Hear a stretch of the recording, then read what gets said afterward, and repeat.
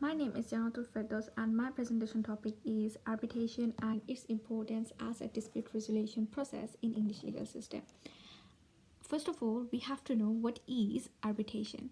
And arbitration is the reference of dispute or difference between not less than two persons for determining after hearing both sides in a judicial manner by another person or persons other than a court of competent jurisdiction. The object of arbitration is to obtain the fair resolution of the disputes by an impartial tribunal without unnecessary delay or expenses. Arbitration is important because of the cost and timing of the litigation process. Previously, winner will not recover his cost from losing party, but now, in arbitration, the winners will get a chance to recover their lost money from the losing party, and thus the parties were at the mercy of civil juries. There are so many advantages of arbitration, like the process can be speedier than a court case. It is flexible, like it is the party who actually decides when and where they have to do the arbitration and how long they have to do the arbitration, and by doing this they can save their money, they can save their time. For the arbitration, they just have to pay for the arbitration fees. They do not have to pay for any kind of extra court fees, so they can also save the money for the fees. It is appropriate for any technical matter, so people can do arbitration for any commercial dispute or any family dispute. If the parties want, they can avoid the unwanted publicity. They do not have to disclose everything that they know. There is always a space to reserve their privacy in arbitration. Arbitration has some sort of disadvantages as well.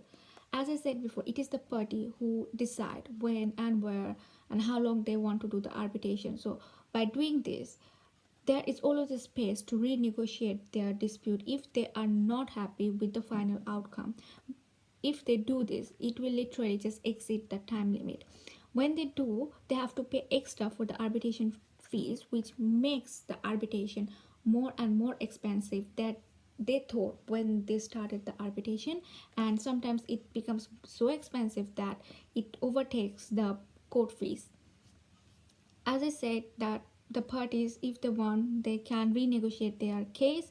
So by doing this, they sometimes raise some philosophical debate which has no relation with the actual problem, and when they do, they just make the arbitration process more complicated, more confused, and more messed up. Most of the time, state put limitation on the arbitration process. So sometimes they enacted laws that bar a claim from being brought in arbitration if that claim would be time barred under the operative jurisdiction's statute of limitation. And if they do, the parties cannot go for an arbitration process.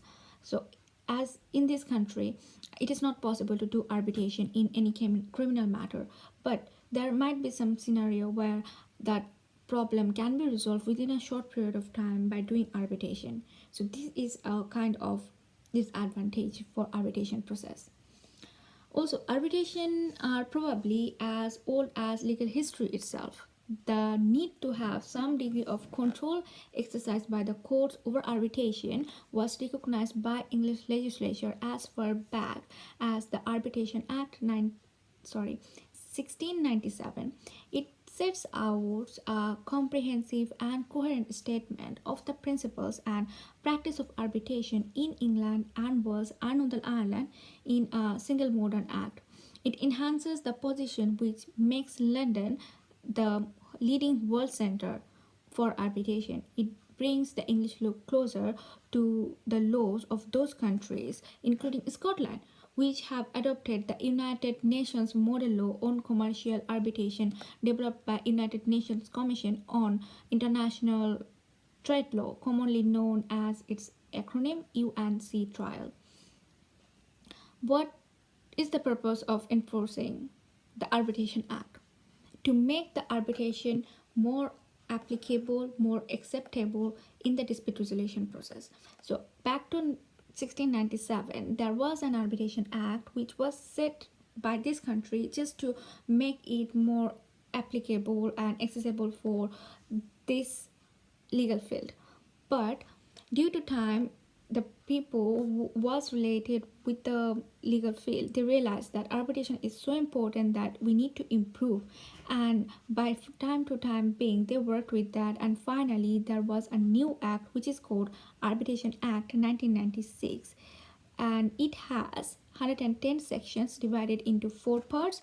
The main motto of this act is to set the party free to agree how their disputes are resolved and subject only to such safeguards are as necessary in their public interest. Also, it helps to reinstate and improve the relation to arbitration pursuant to the arbitration agreement. This act makes other provision relating to the arbitration and arbitration awards. It helps to obtain the fair resolution of disputes. In my outline, you will find some statistics which was taken from a journal named Arbitration and Development of English Law. Following that journal, it is clearly showed that the period between 2002 and 2008, an annual average of 11 applications were successfully granted leave. On the same report, it is said in the 10-year period between 1998 to 2007, an average of 10 applications were granted leave successfully. For the period of 2012 to 2014, an annual average of 11 applications were successfully granted leave to appeal, and in 2015, 19 applications were granted leave to appeal for the High Court. Following the statistics, advantages and disadvantages, I think arbitration has many importance on English legal system.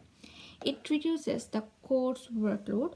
It makes the legal system more accessible for them who cannot afford the huge amount of court fees. Also, it makes the English legal procedure more faster than before in dispute resolution field. Thank you.